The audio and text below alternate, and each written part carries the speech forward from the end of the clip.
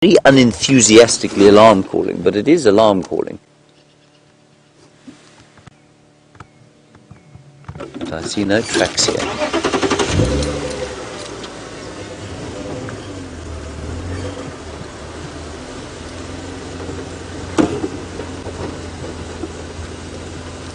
Just going to keep looking in the tops of the trees. The little cubbies do like to sit in the tops of the trees.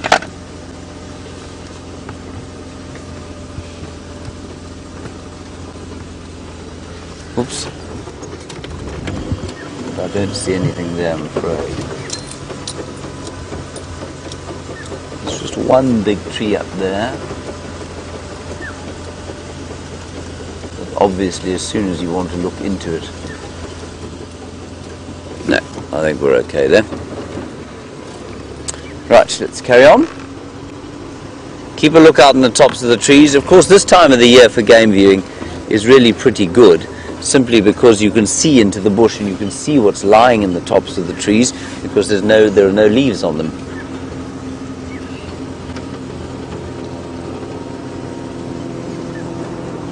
Alright, Byron is back on the vehicle and we can get an update from him on how his tracking is going.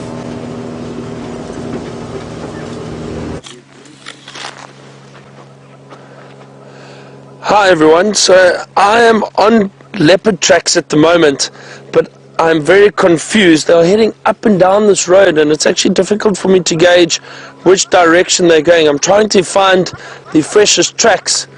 It appears as if he's walked right along the road and come up right next to us over here, and what has happened is I think, and I assume, he has scent marked on this bush.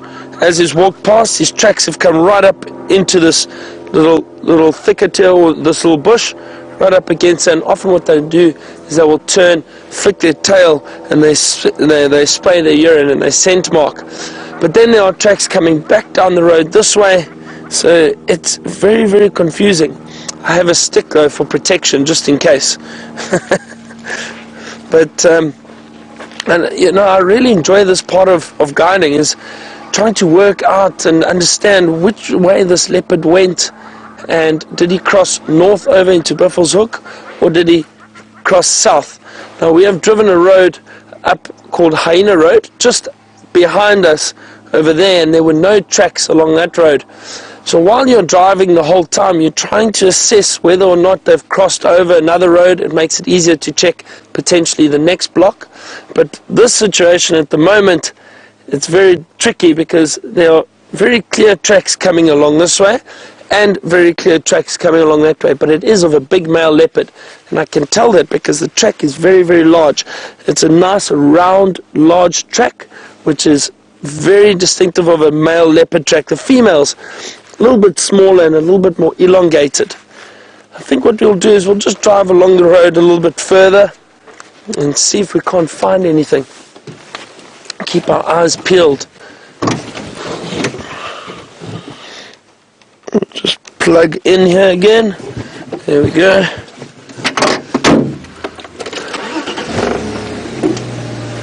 This is exciting though, that we have got big male leopard tracks. Try to check very carefully. As I said, I had tracks coming down the road in this direction and back along the road in this direction. It's not a case, or it's not impossible for a leopard to move in one direction and suddenly change its mind and turn. Possibly may have heard something, maybe impala rutting, even though it's not the rutting season at the moment, but you can still get a few impala fighting, and that snorting sound that they make can alert a leopard. You know, they are very opportunistic predators. They will go and investigate and see. They may have heard hyena calling and wondered why the hyena are calling. You'll be surprised at how often male leopards will go and scavenge kills from other predators, especially another leopard. A second, just have a look over here.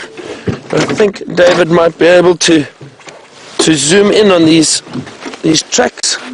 Let's have a look on this side of the road. There we go, very clear, very, very clear tracks. Oh, they just started sight here, alright. Nice big round tracks. But again, backwards and forwards, backwards and forwards. Now, it's not impossible to potentially have 2 leopards in this area. And what happens is, male leopards, when they are having a territorial dispute or territorial fight, they try and show each other up more than actually attack each other. So what they'll do is they'll walk in a line, up and down, on the kind of the boundary line between the 2 territories. And they do that so that they can intimidate one another. So there's a lot of salivating, they're baring their teeth, there's growling, there's scent marking. They'll go and they'll scrape their feet and they spray urine, they scent mark, they do a lot of that. And all of that behavior is to try and deter the other one from coming any closer or trying to take over their territory, and hopefully they will eventually just split up without actually getting into a fight. But it does happen at times where male leopards will get into a fight, and I think you saw it a week or 2 ago, where there were 2 leopards that were fighting, and these males attacked each other, and it's incredibly violent. They literally bite wherever they can, and they'll often lie down and just scratch with all their legs, and those sharp claws will dig into each other and they scratch and fight. Again, with the leopard, they try and avoid confrontation, because if they get injured and they are solitary animals, there's no one else to hunt for them and feed them, so they won't do very well if they do get injured. So that's why they try and intimidate each other first, but as a last resort, they will attack each other, and who knows what could happen. Occasionally, you might find a leopard being injured so badly that it does eventually die. So this has really confused me, because these tracks are clearly coming down the road, and those other tracks are clearly coming down in the other direction.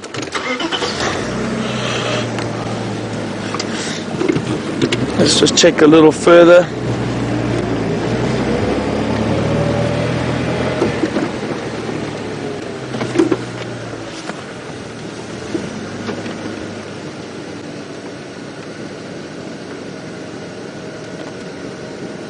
Sorry, I thought I saw something. A little bit of movement, I could be mistaken, and I think I am.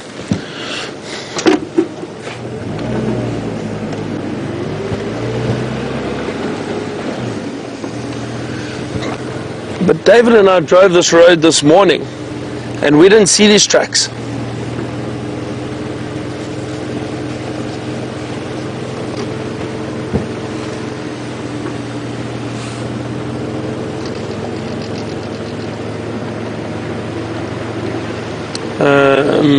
Let's see here. So I did see some tracks here earlier, and David and I did stop, but then they cut off. But as I said, we drove that road and we didn't see any more leopard tracks that side. So I think potentially this leopard was hiding from us and could very well have moved, once we had passed by, could have moved out of a thicket and moved down the road. It's not unusual for them to do that. They'll often do that. I've once tracked a leopard where we were literally 4 meters from it. It was lying in a bush. It did not make a sound and it didn't move. And eventually we realized it was in the bush, and we sat and waited, gave it a bit of distance in the vehicle, and eventually it moved out and we saw it. But if they don't want to be seen and you're walking around an area, you're not going to find it. Definitely not.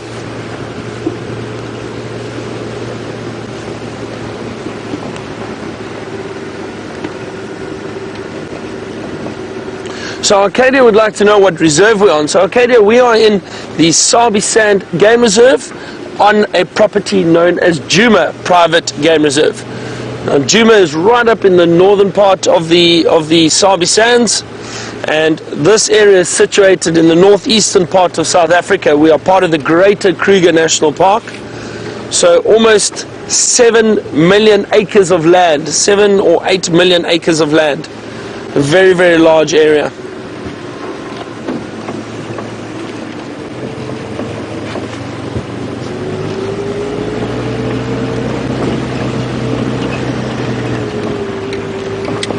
having a very good look while we are driving, scanning very carefully because I'm curious. See, here we have leopard tracks again heading in that direction, but those other ones coming down do seem very, very fresh from this morning.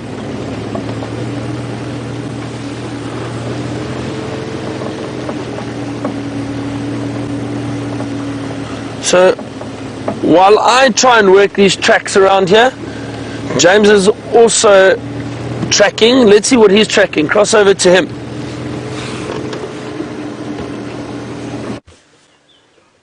I've tracked a leadwood tree, everybody. There it is. I have achieved the pinnacle of my bush career. I can go no further. There is nothing left for me to achieve out here. Viam, do you agree? Yes, you can hear how vociferous and cheerful Viam is today. Now, there is something interesting about this tree, and it was actually asked by my rather sardonic partner today. He said, why, and I'm not word to his accent, he said, why is that tree half dead and half alive?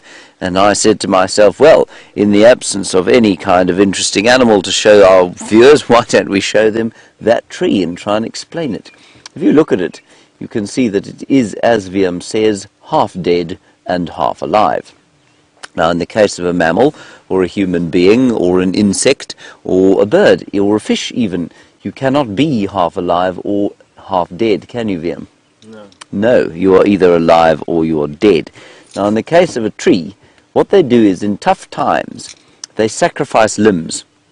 So they'll cut off circulation to one part of the tree during a drought, or maybe even a fire, if a fire's damaged the tree, and that part of the tree will die, and it means that the rest of the tree can carry on living. And you'll find quite a few trees around here that bear testament to sort of tougher times when, you know, there clearly wasn't enough rain or nutrients or something like that, and they sacrificed a piece of the tree.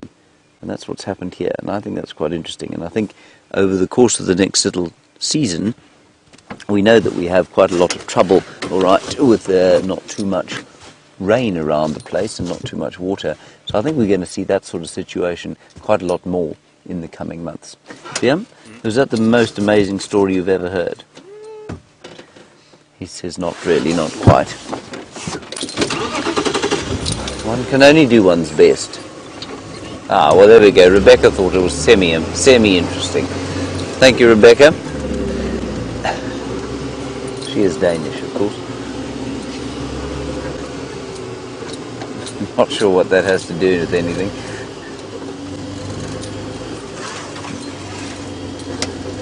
I'll ease our way through this very, very pretty place.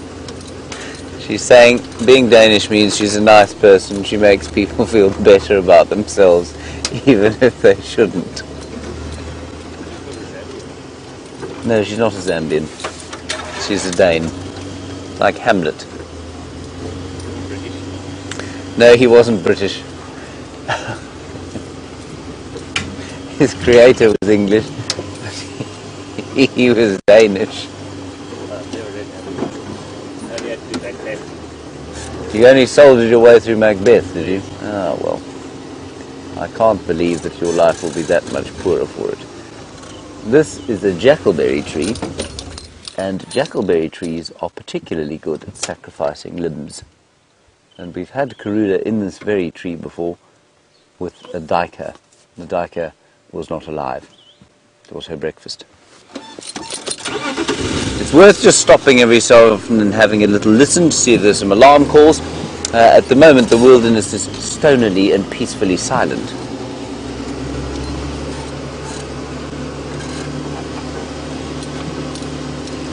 The moon is up.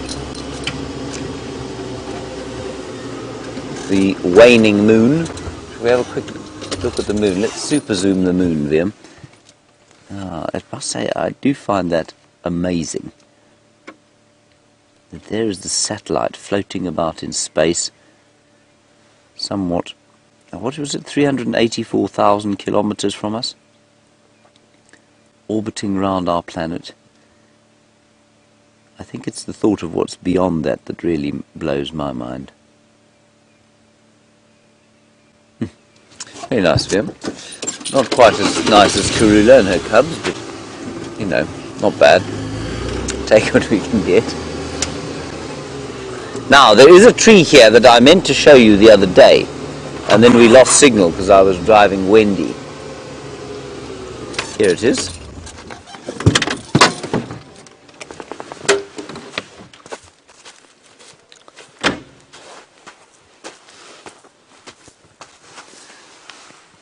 This be it here. And it's supposed to smell like McDonald's, and it does smell like McDonald's. It smells like potatoes in the evening, but it doesn't smell like much now, and unless you can actually find a pod of flowers, you can't actually tell what smells.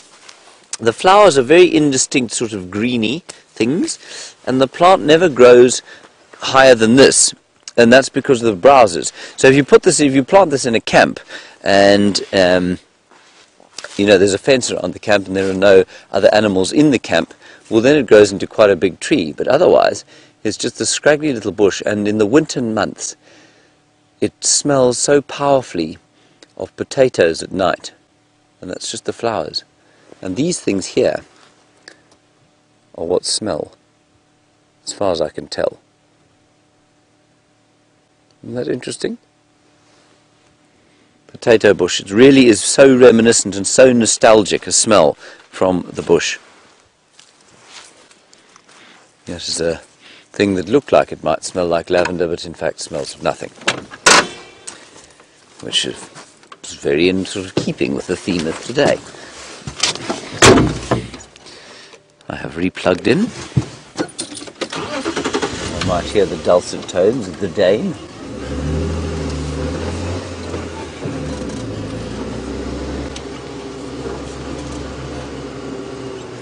We can start calling Rebecca Ophelia if you like, yeah? She was Hamlet's lady. She went mad.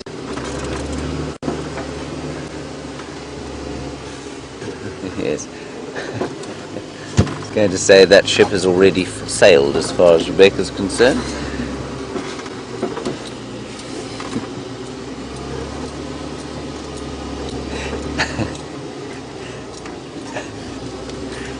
Rebecca now says she's going to remain on this vehicle for the next hour and 10 minutes, watching us hack about the place trying to find animals.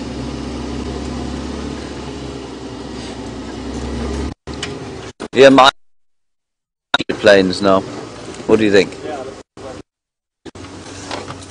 Watch out there, heads. We're going to turn to the east.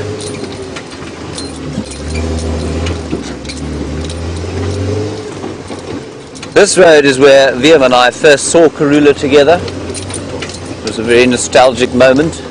She was on the bushbuck kill.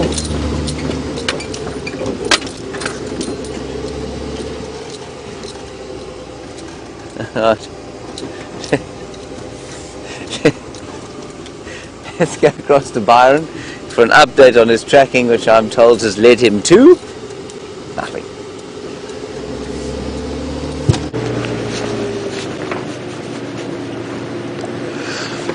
So I haven't had any luck with those leopard tracks, but there's been a lot of leopard activity here. Those tracks that we had were of a male, and I've just seen tracks of a female walking along this road too. Just trying to see, I think we are going to take this road in here. See if we don't have any luck further down. And understand James tracked the leadwood. It's not very difficult, James. Well done.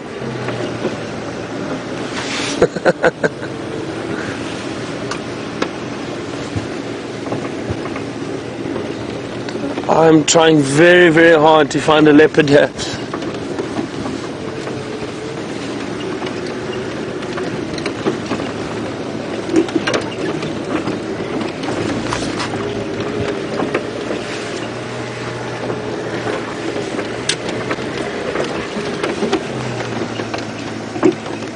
Going to keep checking these roads very carefully.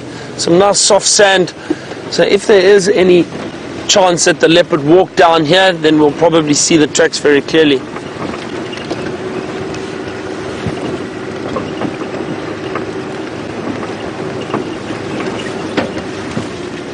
Got to check the trees, you never know. I'd love to find an impala hanging over a branch with a leopard lying in a tree feeding on it. That's a typical leopard idea you have in your head, but it doesn't happen often.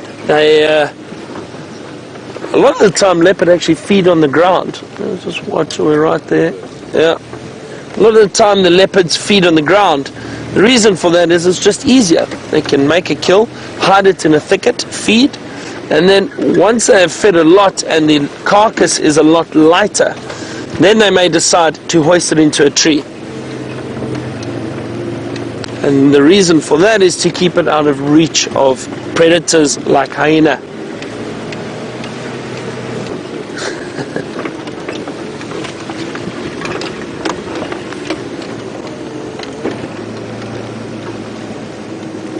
I always think persistence in the bush pays off tremendously. You can never give up. You've got to listen and drive very carefully.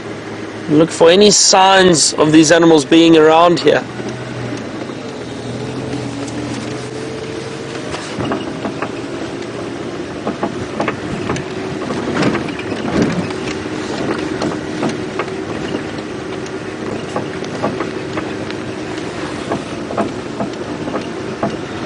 So Jenna Brown has asked, what do we do when we are not on live safari? So Jenna Brown, we try and do a few different things. Few of the guys try and exercise every day.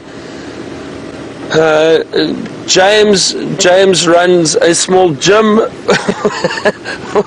where he keeps everybody fit, and we generally read, play cards, just try to keep ourselves busy, and also chat about what we did on the drive, what was good about the drive, what we can maybe work on and changing, and then plan. James and I will try to plan the afternoon what we're going to do again for that drive, or in the morning what our plan is, try to work different areas. So a lot of that, and then just try and have a lot of fun. The wonderful thing is there really is a great team with Safari Live, and we have a lot of fun in our little camp. We laugh a lot and enjoying each other's company quite a bit. Which is not always easy because you are in a confined area for a long time and a lot of different personalities, but fortunately everybody's very easygoing and we really enjoy it.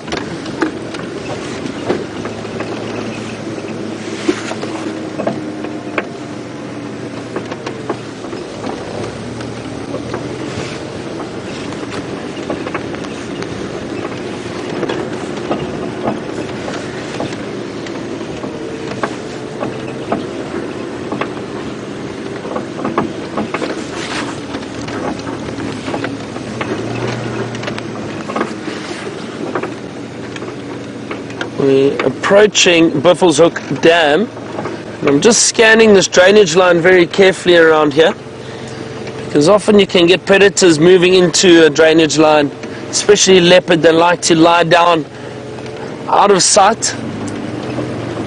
so they don't get bothered by any other animals.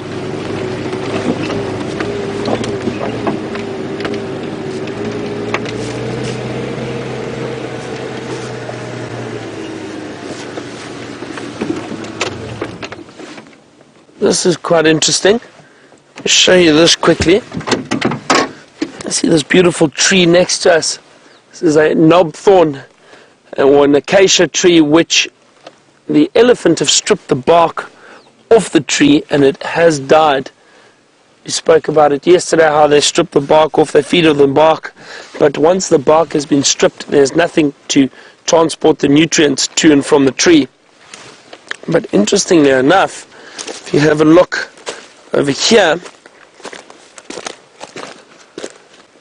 there's a lot of mud on the side of the tree. Can you see that? And that would be obviously an animal that is very large, very tall. I mean, the mud is all the way up there. So That is from the elephant.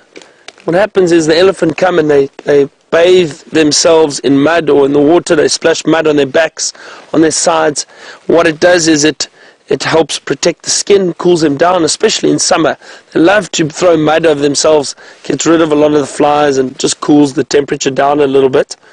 What they do afterwards is they'll come and they'll stand up against a nice big tree like this, beautiful rubbing post, and they'll rub and they'll scrape their bodies against the tree, and it rubs the mud off of their body, and often what it does is it can get rid of a lot of ticks. So rhino and buffalo also love doing that, but this is from elephant. There's a lot of mud caked on the tree. Occasionally, if you look very carefully at other rubbing posts, you can sometimes find the little ticks that are stuck, dead ticks that are stuck in the mud that have been rubbed off against the tree. It's beautiful to see, and they rub it smooth. I mean, this is very, very smooth. It's incredible.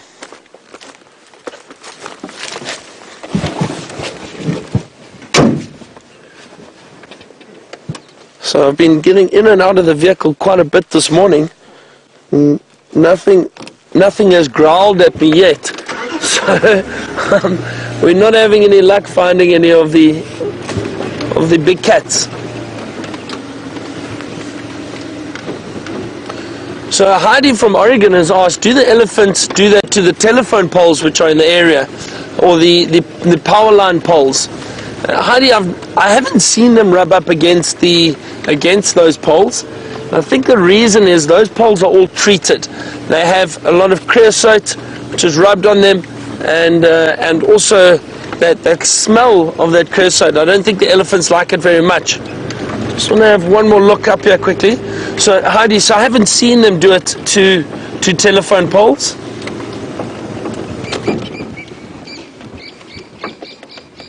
There's a Franklin flying off over there. No sign of any activity around the dam at the moment. It's a beautiful morning though. So the other thing that I've noticed is there is no hippo in this dam at the moment. Now that is something you always have to keep in mind when you're tracking in areas like this. Hippo can be very unpredictable and can be quite aggressive if they feel threatened. So with me walking around and tracking, if I had to bump into a hippo, it would get a fright. And what they do is they then will turn and try and run in the direction of the water for safety. If I am in the way, I could be in some serious trouble. So you really need to keep your wits about you while you are tracking. Always know the area, know what is around. Is there water? Isn't there water? What potential animals can you bump into if you're tracking something else?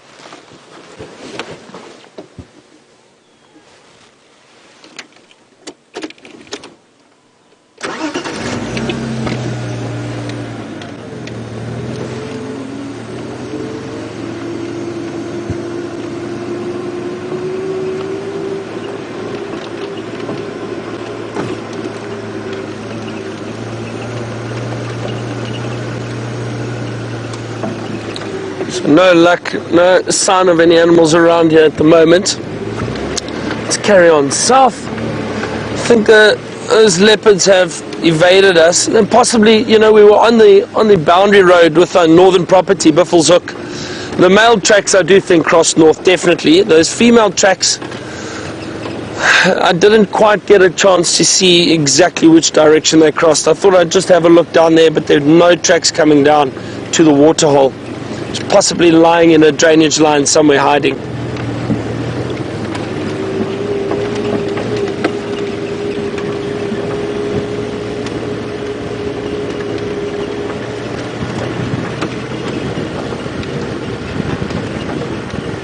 A lot of birds flying around, a few hornbills flying over us. The magpie shrikes with their long tails, they've flown over.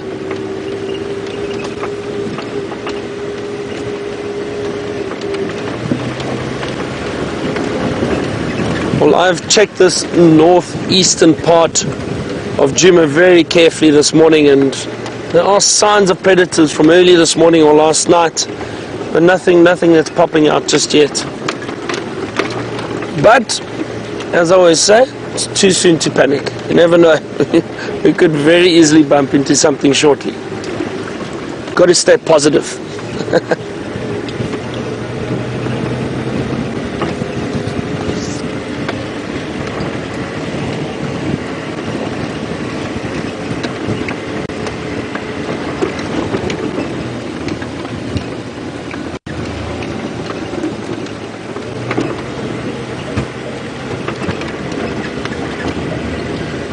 So I'm going to continue driving about, and James is doing the same. Go have a look where he is driving.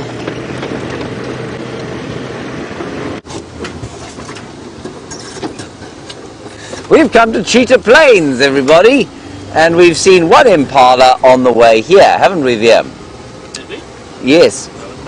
We also saw a batelier, but it was in such deep bush that Liam said, do you really think we should film that? And I said, no, probably not. So here we are at Cheetah Plains, and what you do find, of course, is the ubiquitous presence of the bush willow trees. Very nice termite mound here also on the left. Super stuff there.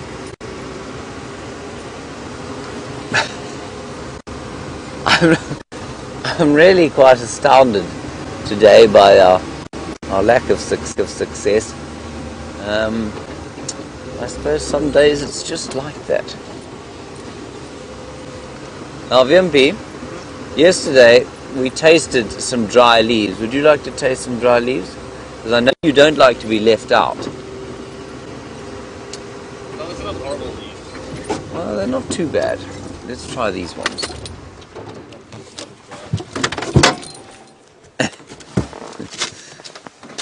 There are hyena tracks all over every single road we've been on, so maybe the hyenas have chased away everything else.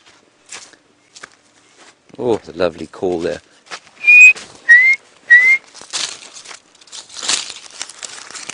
Now, I don't know if any of you were on drive yesterday evening, on Sunday afternoon. It was a beautiful Sunday afternoon that we had. Now, you need to taste the difference, everyone, between the green. Which one do you go first? Green. Green first.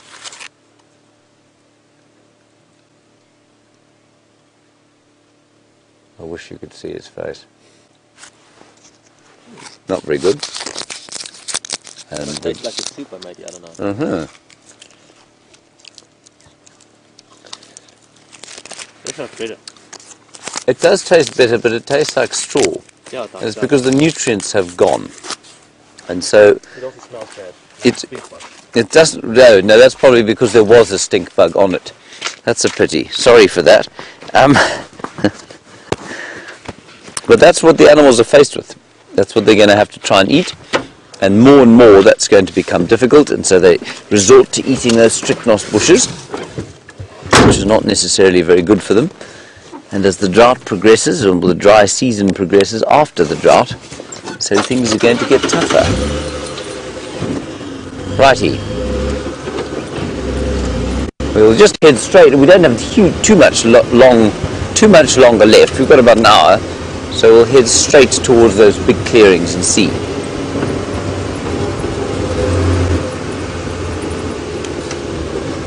Hello Shamsan, nice one from you. You say you understand the Cheetah Plains is a relatively new traversing area, and how do we find, or how do you get new traversing areas? Well Shamsan, the first thing you do is pay money. That is the be-all and end-all of getting traversing areas, but it's not quite as simple as that.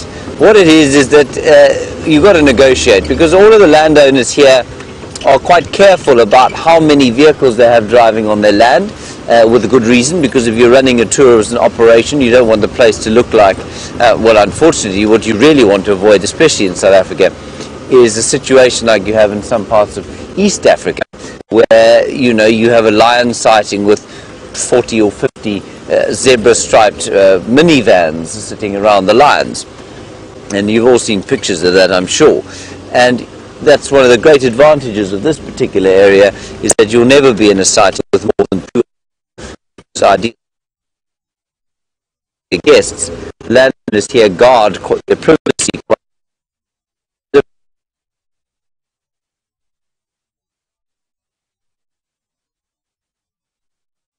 itself. I'm sure there must be a few others around. But just as I was saying, while you're tracking, you've got to be so careful. And I got off and I wandered a few meters away from the vehicle and heard the bushes and turned, and there he came through.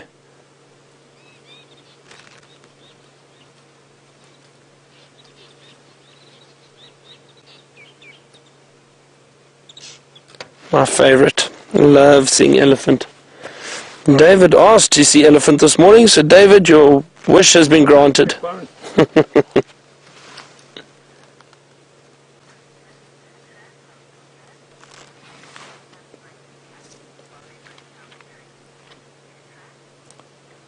So Cheetah from India would like to know, do the elephants sometimes break their tusks? Yes, they do. And you often see it, especially with older elephant. But you can see, because they do use their tusks for breaking the branches and tearing bark off trees, and often you can find elephant with broken tusks. Once they do break, if they break at a certain point, they do not grow back.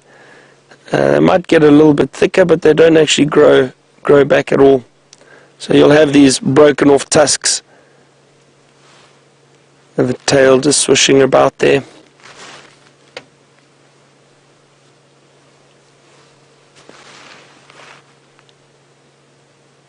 Still just trying to see if I can't find any others around here. Nothing.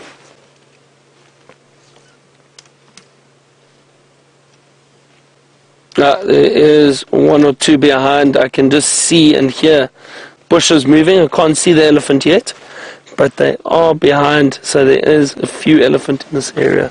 I thought so. Thought it was very strange for this elephant to be by itself.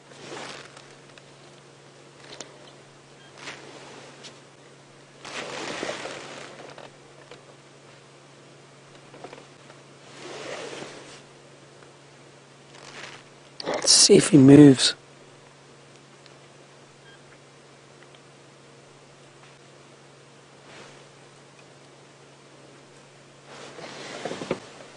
It's very, very thick through here.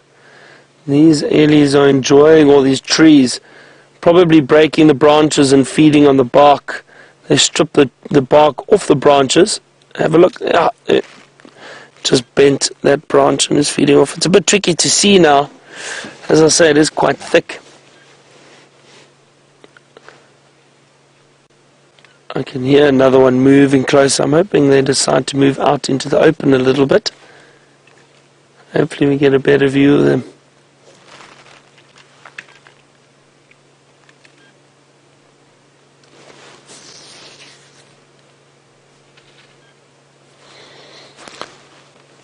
Some branches breaking in the background, or there's either elephant or breaking them.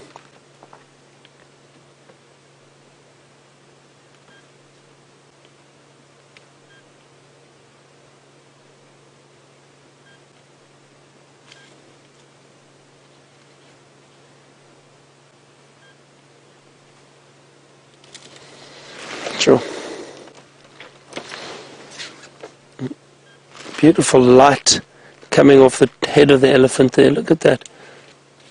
The sun is warming everything up now beautifully. Very, very nice.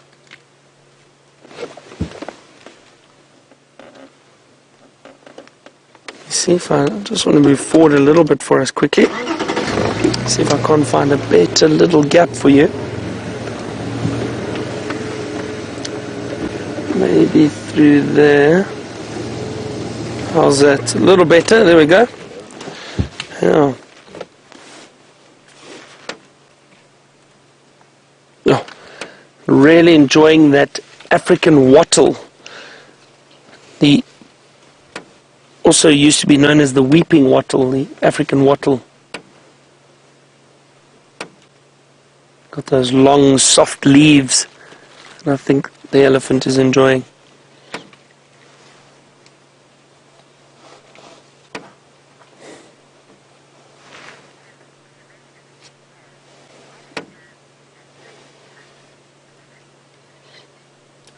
So Kevin in the UK has asked, are there nerves in the elephant tusk? Kevin, I'm not 100% sure, but I believe that they are, and that is one of the reasons why those tusks, once they break, so if I understand that if the tip, a very small part of the tip of the tusk is broken, it may still continue growing, but if a larger chunk of the tusk is broken off, those nerve endings are severed, and then the tusk then stops growing. So I understand that there are one or two nerves running through the tusk.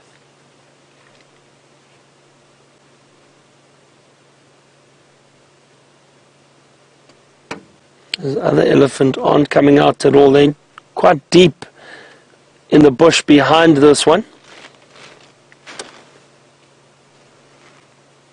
But I'm glad we got to see some elephants. So we've been quite lucky. We've seen buffalo, we've seen elephant, we've seen lion tracks, and we've seen leopard tracks.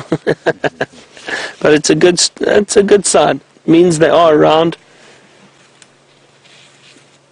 Oh, just threw that branch over, and off it goes, possibly to join the others. Well, wasn't that great? Nice little surprise. Just shows you never know what you're going to bump into out here. Let's carry on, and we'll see what else we can find.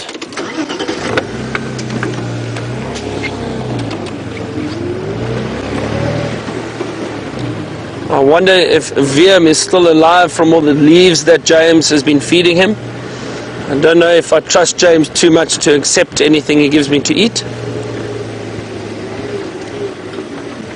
And this seems like he likes having a guinea pig with him. Try this, try this. More hyena tracks. We've been seeing hyena tracks all morning. On every road that we've driven on, we've seen hyena tracks. It's incredible. There really is a high hyena density in this area. Oh, there's some more elephant. Some younger ones. Hang on. Just want to have a look at where the herd is spread out. There's a young one through there. Some adults up ahead. Yeah. A lot of elephant around here now.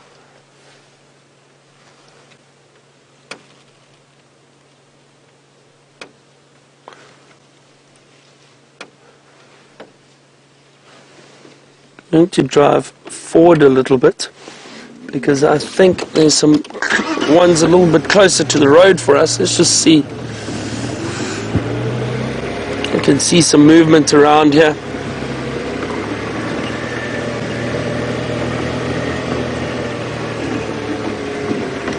There's a nice big one off to the right. Oh, there we go.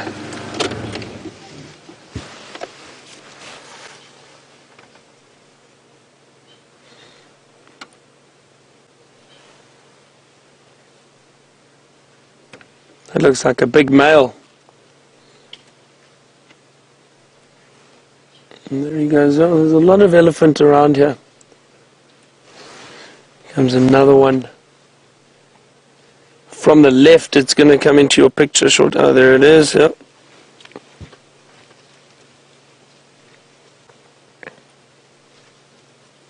Oh, wonderful.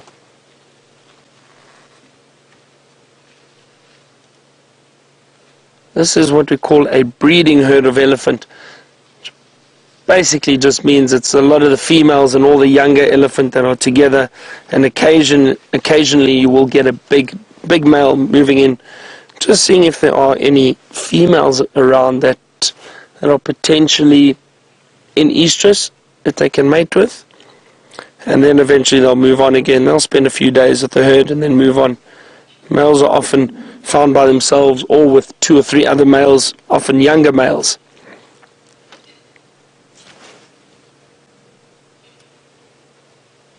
You can hear them communicating with each other. They've got this low grumble. It sounds like a grumble. It is a vocalization though. And and they communicate that way.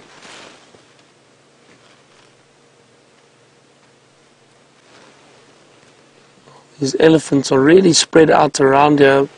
I'd say, oh, look at that. And playful. It's great to see how affectionate these large beasts can be, often touching each other, rubbing up against each other.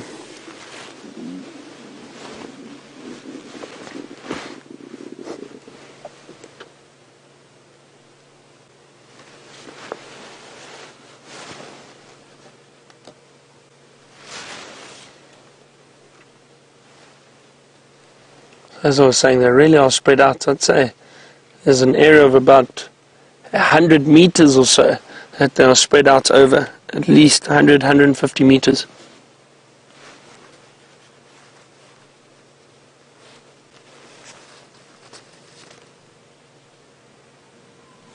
You hear that? There was a very low vocalization there. They just stopped again. It's them communicating with each other.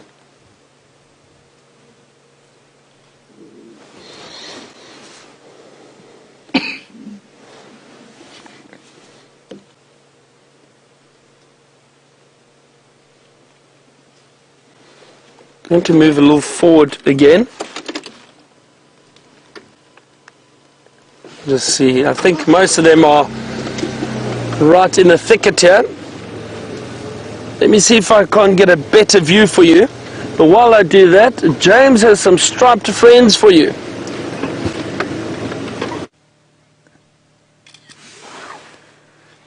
Well, there they are, everybody, my striped friends, the zebra. And they are having a drink here on Cheetah Plains, at Cheetah Plains Pan. And it's all rather peaceful. One of them is lain down over there, Vimpy, in the middle of the clearing. Are having a bit of a roll.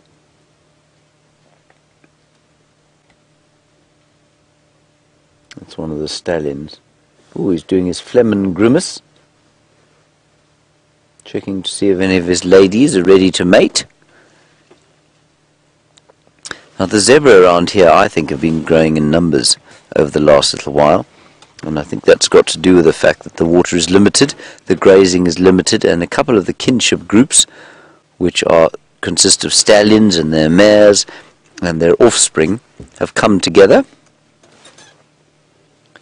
And they sort of sort each other out for security, and also because there's only so much grazing and there's only so much water around, and so they've kind of concentrated their activities.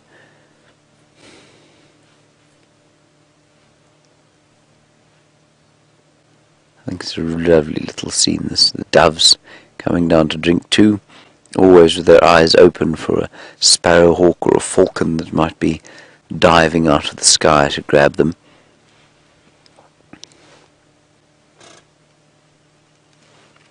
Ring-necked doves. And the zebras are trotting around. That's wonderful. How many are there? 1, 2, 3, 4, 5, 6, 7, 8, 9, 10, 11, 12, 13, 14, 15. At least 15 of them. So probably 3 kinship groups. You can see how bright it is and how quickly it got bright.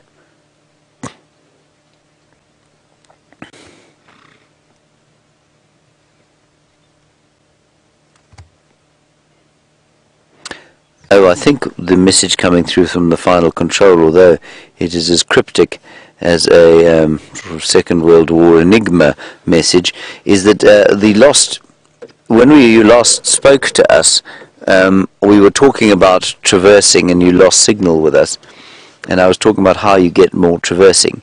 Shamsan, you get more traversing through the complicated process of negotiating with the other landowners.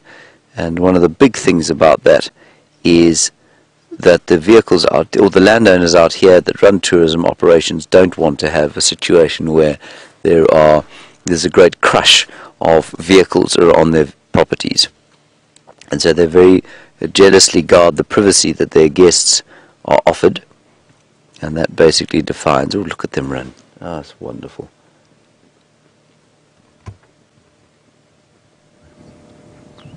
Isn't that great? Fantastic to watch them run like that. They've all decided they've had enough and they're disappearing off. Jumpy. Guess what I've seen? A lion. No. An ostrich.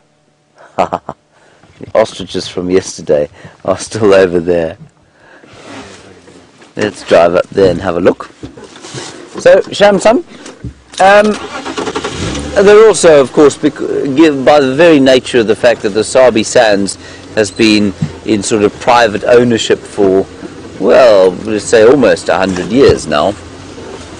The politics surrounding the different landowners is obviously often quite large, because many of the properties, you know how it goes, where a family buys a property and then when mum and dad shake off this mortal coil, they leave it to their children, so the farm splits, and then the same thing happens again and again. And I mean, there's one property down in the south of this reserve that has got 50 landowners from a family that has split again and again and again.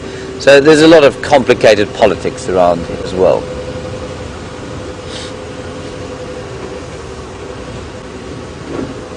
And Shamsan, you want to know if we're also allowed to move around onto other areas during our time off? And the answer is no, we aren't.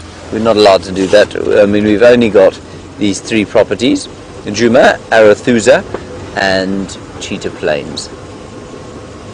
On our time off, we don't go knocking about unless we're invited. So we went for dinner once with Joost Danhauser, who is on Buffelshoek, and Brent and I went with one of the other landowners on Buffelshoek. We went and had some lunch with them once. So we do, but you can't just kind of drive onto the land if you want to. Look at these ostriches. Hello, chaps. There, good to see you again. Now, I don't know if you were with us yesterday on our drive, but we had the most fantastic time with these chaps. We spent a good hour and a half to 2 hours with them, and they were grazing eventually into the setting sun, and it was the most wonderful scene. Are you an ostrich fan, Liam? Okay. They're okay. Would you prefer leopards? Cheetah. Cheetahs? First time I've seen them on Safari Live. What, ostrich? Yeah. Really? Mm-hmm. Oh, well, that's a good, wonderful.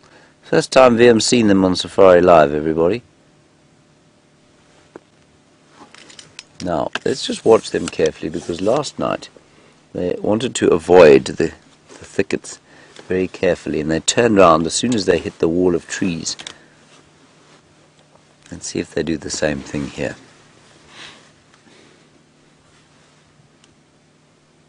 And pecking away at whatever little pieces of greenery they can find.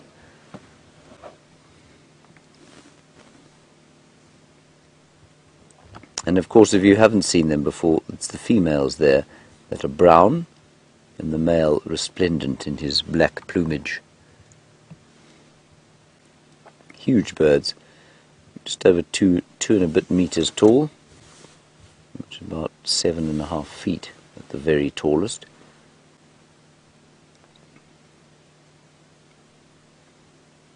And only around about 70 kilograms, so not that heavy. That's about the same weight as Liam and I. What do you weigh, Liam? 64. Yes. That in pounds, if you're wondering, everyone, is about 130 pounds. Liam and I are not substantial human beings. 150 pounds. Mac and Weezer, what a wonderful name. You say, are all these ostriches males? No, they're not. The brown ones are females, and the black one is male. He's got a sort of business suit on, if you like.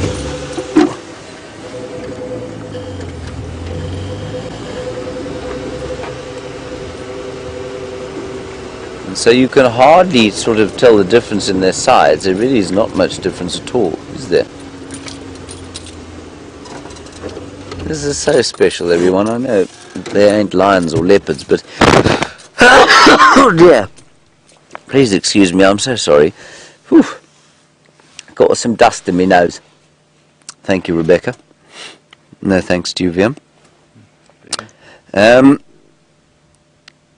It's just so rare to spend time with them like this, and of course the Kruger Park area is not most famous for ostriches, but wherever you have an open area and a system of open areas like we do here, then you will find ostriches. Amazing shot of their feet. It's so cool. The little 2 toes only. I actually think that male is smaller than the females.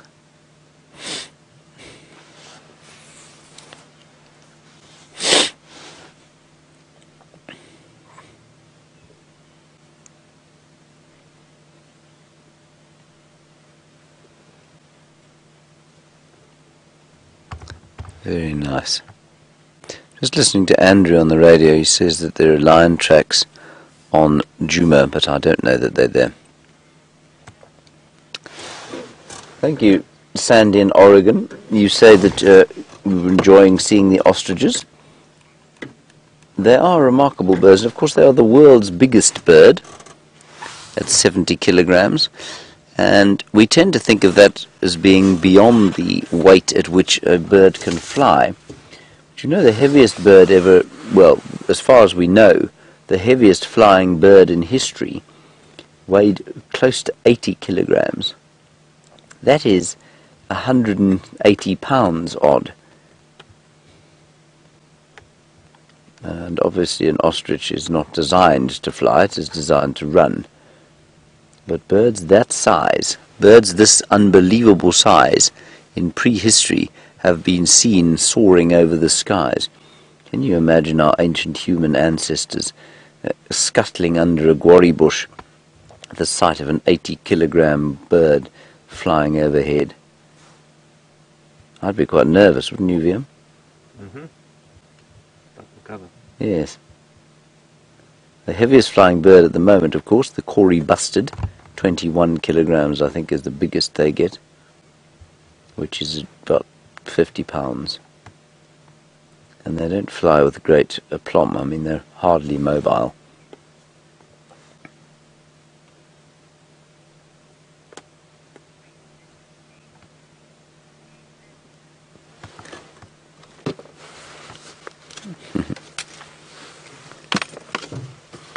Hello, Elaine. You say you've seen on TV that ostriches will chase vehicles, and you want to know if they are aggressive inherently. Do they chase vehicles? No animal is inherently aggressive, Elaine, I don't believe. They're not inherently aggressive. They do become a little bit testy, though, if you threaten them. And they certainly will chase you on foot if you get too close, and if they feel like they're being threatened by you, then they will absolutely chase you on foot, but not a vehicle. I think it's highly unlikely. It's not impossible. I mean, they could come chasing at the vehicle. That would be quite amusing. Well, I suppose until you got pecked on the head by one of them. The real danger from them, Elaine, though, is not the beak. The real danger is the claws on the front of those 2 toes, which can, in fact, disembowel a human being if you don't lie down in front of them. So you have to lie down in front of them if they get close to you. All right, let's pop across to Byron. He's got an elephant.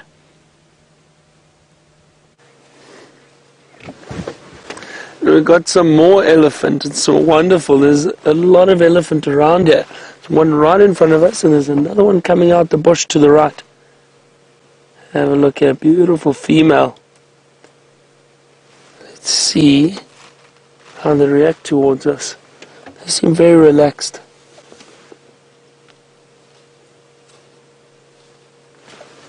And there's another one coming. Oh, very close to us. This is great. Out in the open. I can hear elephant trumpeting in the distance. Possibly that herd that we saw earlier. because they did trumpet while we were there, not at us. Potentially, maybe just the youngsters trumpeting because the females aren't giving them any milk.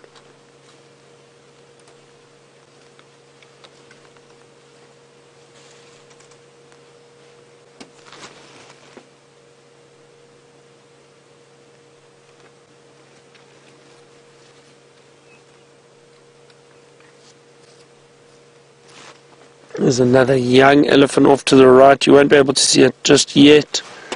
Just through the thicket it is coming out, and you will see it shortly. There we go.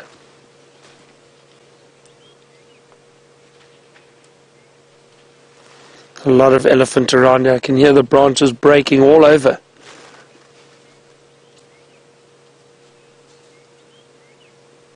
This is great. I'm very happy that to sit with elephant like this. Look at that, how that youngster's lifting up its foot. They do use their feet to try and loosen branches and that, but I think perhaps it may have had something stuck on the foot and was using its trunk to try and get it loose, maybe a little thorn. But they've got very soft pads. The elephant don't feel the thorns really, or it doesn't bother them. I wouldn't say they don't feel them, it doesn't bother them.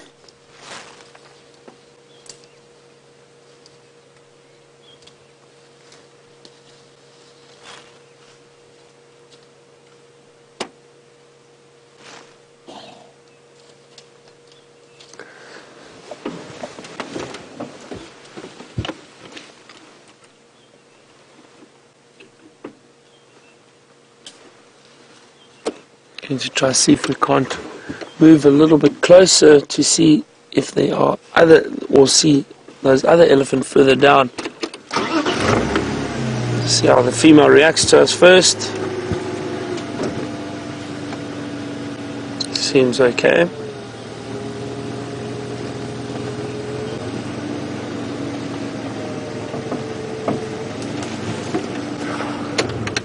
So that's a little warning. That's just her saying, don't come any closer. I'm feeding here at the moment. I don't want you to disturb me. It's just a little warning. Shake of the head. Saw that dust come off of her. Beautiful. But it's not. She's not too aggressive. She's still feeding happily. The thing with the elephant though is they give you so many warnings. Now it would be silly for me to try and go closer again. She's given us a little warning. She's now settled down. There's no reason to push it, so we'll just sit here and wait. We don't want to irritate them until she decides to move off, and then we can carry on. Can you believe Monday morning traffic? I'm sure there's worse traffic to be sitting in on a Monday.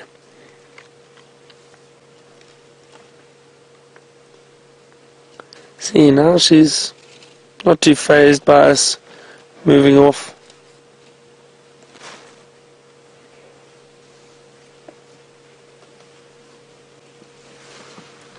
Wonderful. Really, really great. Okay, she has moved off, so I'm going to start up and see. Oh, hang on. Let me just give this little one a chance to cross.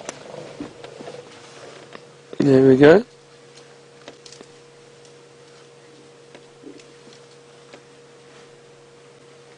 Oh. See, often these youngsters also try their luck, or they just want to see what we are and see if they can frighten us away. So they'll often do a little mock charge or shake their head. They've seen the adults do it, so then they try to do it to us. But it's just a learning curve for the young one. There's no threat for us at all, but it's always great to see them react like that. While I try to maneuver through this elephant herd, James is still playing around with his feathered friends.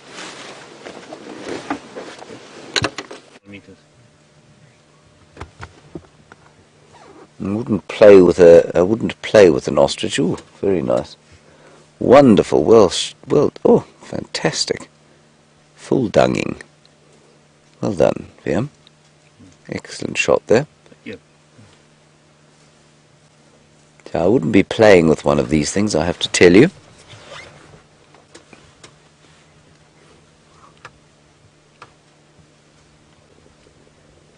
Hello, Joey in Australia. Joey, very nice one from you, as normal, a nice astute question. We say that the buffalo and the other herbivores are going to struggle in the drought. What about the ostriches? Are they also going to struggle in the drought? Joey, they will struggle, but they are desert adapted, you know. They're almost, I don't want to say foreign in this area, but they're not common here. They're desert adapted animals. They live very well in the desert. So I think you'll find that they'll do better than most animals here in the drought. They don't need to drink water nearly as often as anyone else does.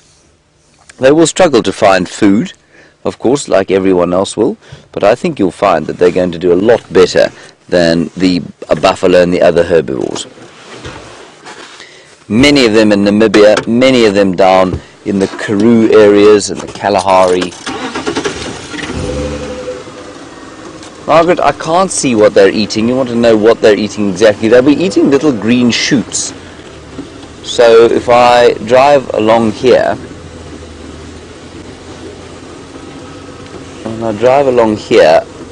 I think it's sort of forbs like this.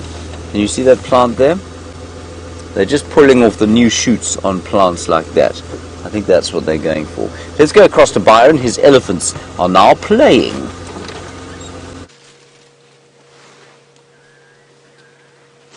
Some younger elephant, at least 2 young ones now that we've seen, moving down the bottom.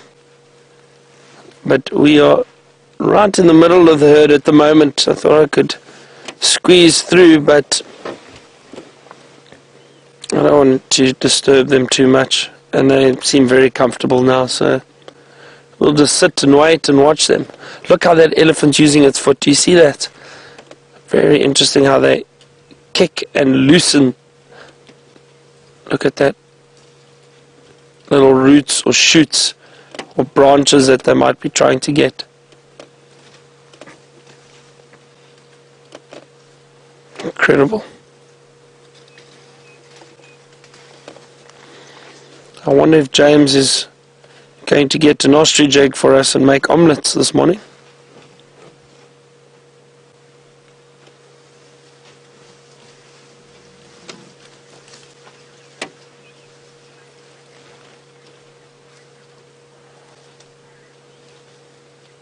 So Alice has asked about the elephants and their horns. So Alice, it's actually the tusks. They're not horns, they are tusks. And Alice would like to know, is it harder for elephant without tusks to get food than it is for elephant with tusks? And as I say that, you can hear a branch breaking behind us, or a tree. That elephant is pushing a small tree over. Sure. Everything going on here at the moment. So Alice, no, some elephant do not develop tusks like others, and those tusks are occasionally hidden, or they just do not grow out. They are still able to get food, and the reason for that is, one, they still have their trunk. The trunk is an incredible tool that they can use to get food, and they'll still feed like they normally do. The only thing that it might hinder them is they don't have the ability to break the bark or tear bark off of trees if they don't have tusks to loosen it. But what will happen then is there will generally always be other elephant around, and those elephant will break and tear bark, and that one will still go and feed from it. So they do work together. And I have seen many elephants without tusks, and they are very healthy, and they are still able to feed just like an elephant with tusks. See how that one pushed that tree over? Probably trying to get to some of the roots. It's smelling us now, I think. That's why it lifted its trunk.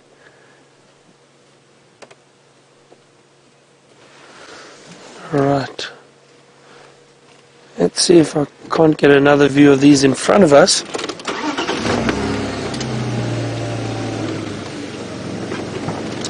See how they react towards us.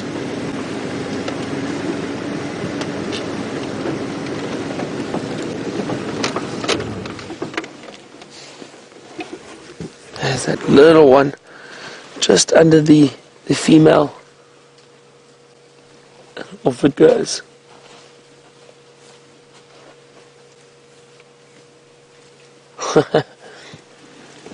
Oh, it's sliding into that little hole. Look at that.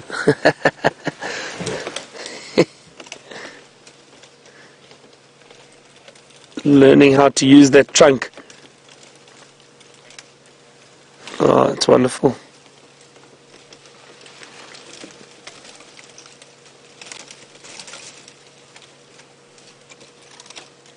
Sally from Oregon just commented and said, it's amazing to see the dexterity of the trunk. It is. It really is incredible, Sally. You are right. And the reason for that is there are thousands, and yes, thousands of muscles within that trunk. And it takes them about 2 to 3 years to fully learn the use of the trunk or how to use it. And after that, look at that young. This is just playing. And then once they do, I mean, these adults have the ability to pick up tiny fruit or break branches, so they can do just about anything with their trunk.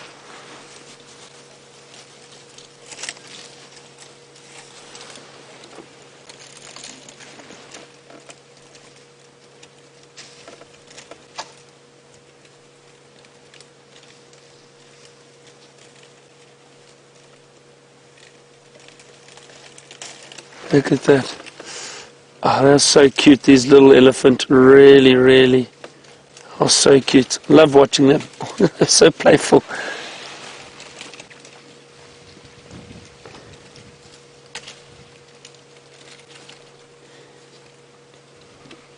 In that kicking that branch.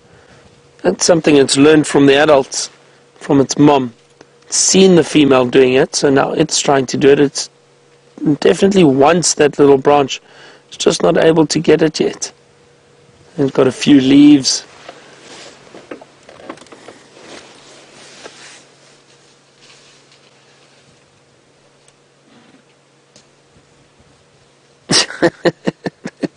It's going to slip down into that hole if it's not careful. Looks like it's getting frustrated.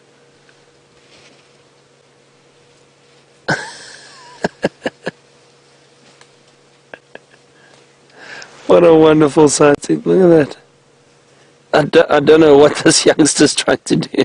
And throwing a bit of sand around.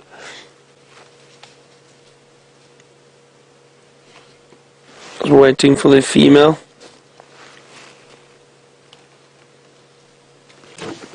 Move forward for us a little bit again.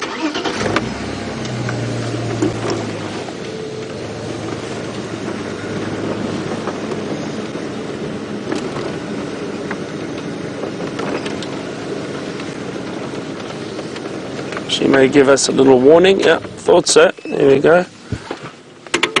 Just saying, I'm feeding here. Don't come any closer. I have my calf with me. But again, it wasn't a serious warning. She just turned and as I said, you know, if you read the elephant behavior and you get used to it, it's very easy to tell if they are upset or not. And if they do give you a small little sign, there's no reason to go any closer. Just stop and wait. Switch off quietly. And if they start feeding again like this female is doing, then you know they've calmed down.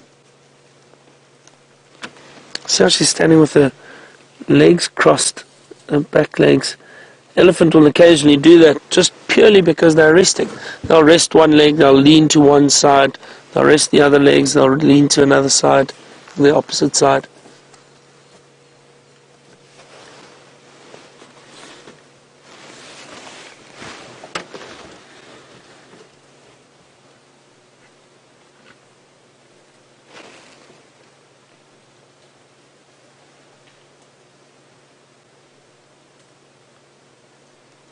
You see, so that female doesn't have tusks, and she's still in very good condition, and she's feeding happily.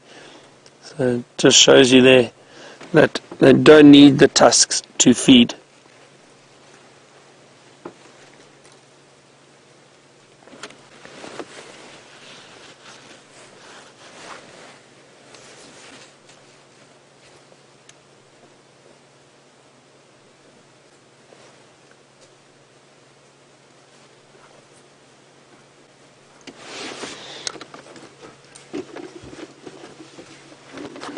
I'm going to roll down here a little bit further, see if we can get past these elephant.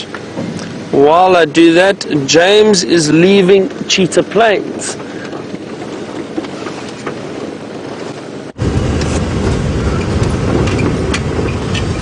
Just jumping the gun a bit, everybody. We're not quite leaving Cheetah Plains just yet. We're just going to pop past 3 in a row pan again and see if there's anything there. There wasn't when we came in, so we sped on past from there.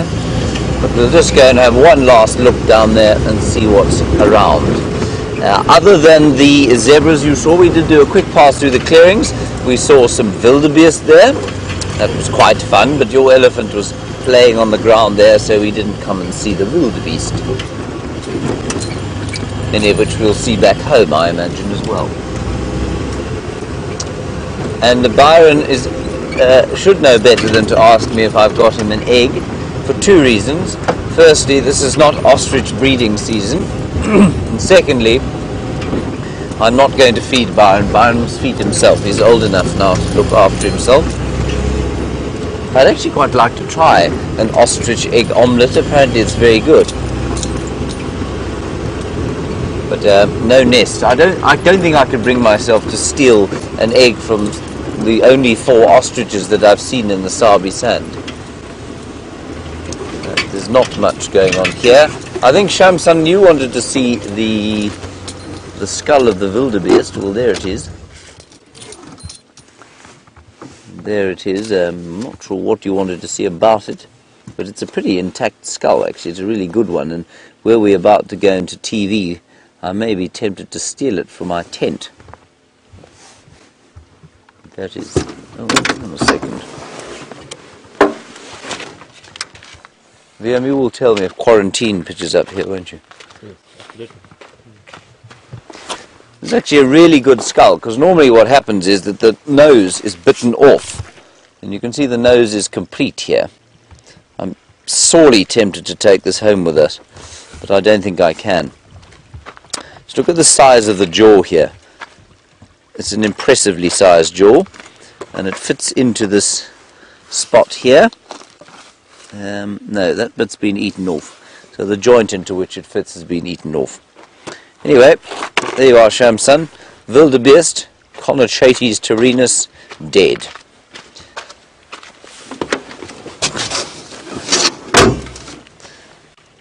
You can hear the gentle flowing of water. This is not a spring, but it is a borehole. You can see the water coming out there, feeding the animals during these trying dry times. This little pan is going to become a serious focal point over the next few months, so it's going to be well worth coming to see. Likewise, the Cheetah Plains pan that we were at earlier. The last 3 times I've come here, we've had an amazing time at the Cheetah Plains pan. There's always been something coming down.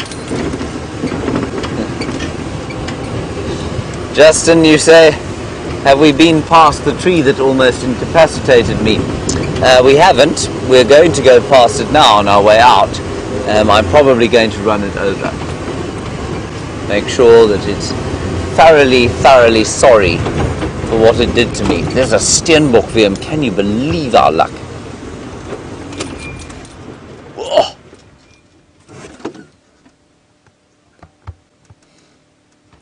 Little female steenbok, standing like a steen. Now running faster than a cheetah. She doesn't like you, Liam.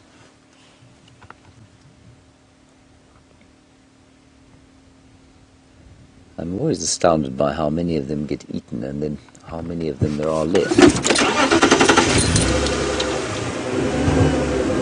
I think if I was a leopard, that would be my choice. Unlikely to do you any harm. Pretty easy to catch. Defensive mechanism just to stand still rather than run away.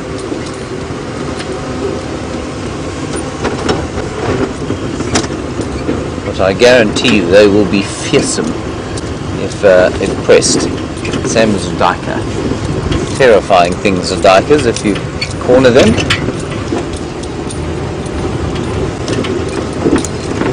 Now my tree that tried to kill me yesterday is over that way. We shall head towards it and possibly chop it down. Have I got this wrong? I think I've got myself mixed up. Yes, I have. Sorry everybody, it's actually round back that way. We've missed it. I saw it on the way in. So we're not going to see my tree, I'm afraid, which is probably a good thing. I think it would be horrible for you to watch me destroy the tree in a rage for what it did to me yesterday. It hurt my finger, Liam. You see, look, I've got 2 owies on my finger. See that? 2 nasty owies. There's one, and there's the other one there. Very sore. Sacrifices that I have made for this show.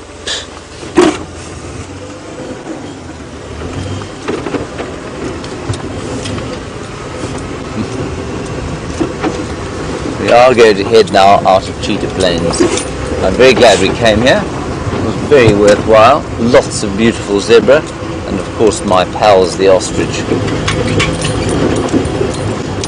No egg for Byron for his breakfast. I'm sure there'll be something else for him though. Some slop we'll find him to eat. Maybe some winter porridge.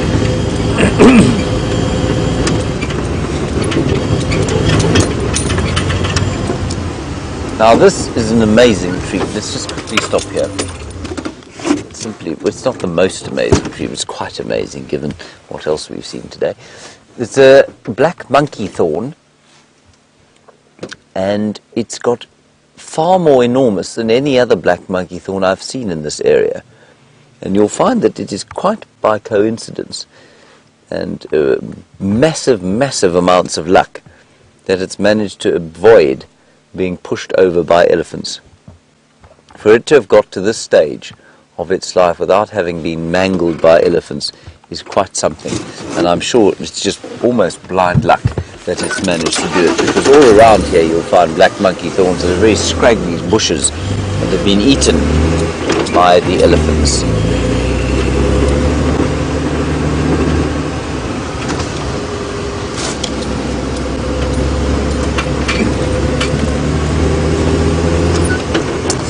Alright everybody, as we head out of Cheetah Plains, thank you very much for being with us today on this quiet drive.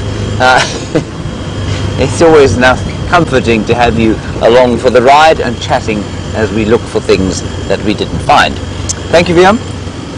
Good. I'm going to hand you back to Byron for the next 5 minutes or so.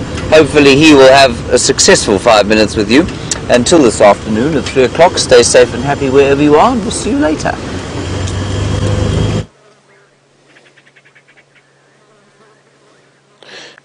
Goodbye, James. And yes, of course, we will have a successful 5 minutes. Look at these beautiful dwarf mongoose that we have found. There's a few of them around. I can see them. They're running all around the vehicle at the moment, while a few meters away, foraging for food. They are so beautiful. I love seeing these dwarf mongoose.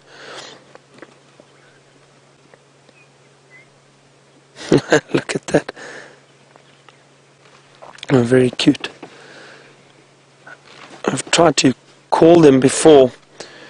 Occasionally you can make a little sound and they get curious and they come and have a look. Let's see if it works.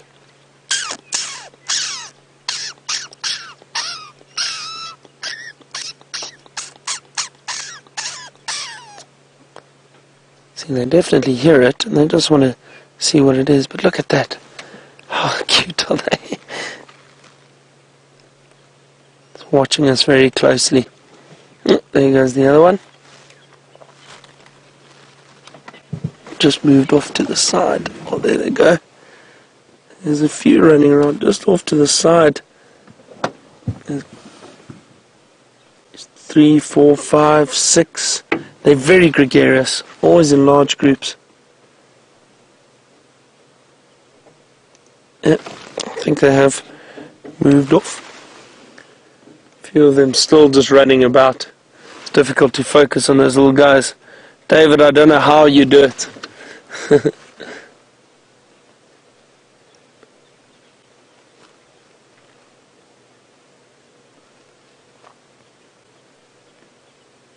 Wonderful.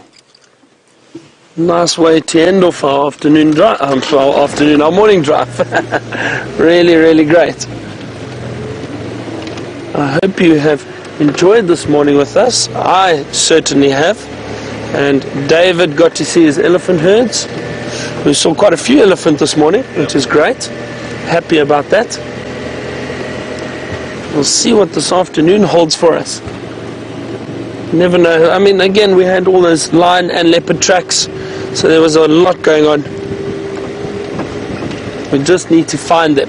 That's the key.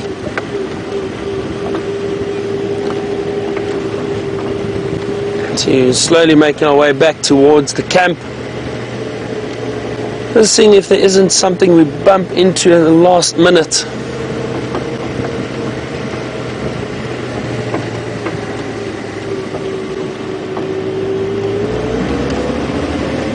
Through this drainage line quickly.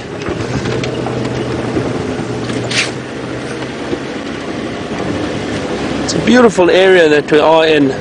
So much to offer. Beautiful terrain for a lot of predators and for the herbivores too. A lot of food, so it is great to drive around here, and it's been a beautiful morning. It's warmed up really well, and I'm sure we'll have some more luck this afternoon, especially with all these elephant that have been around.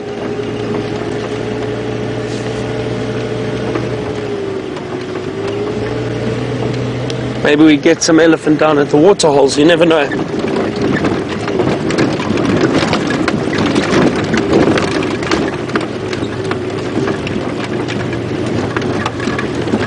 So, I hope wherever you are in the world, you have a wonderful, wonderful Monday and have a great week, and hopefully you get to join us on a lot more drives this week. I'm still here till Thursday, so really looking forward to a few more days with all of you. A big thank you to the ladies in my head, or from the FC, that have been talking to me all morning and sending me the questions that you have sent through. Big thank you to James and VM. It's always great to drive and bounce ideas off each other. Thank you, David, for a great morning. And we will see you this afternoon on our sunset safari. Have a great day. Thank you very much, everyone. Bye-bye.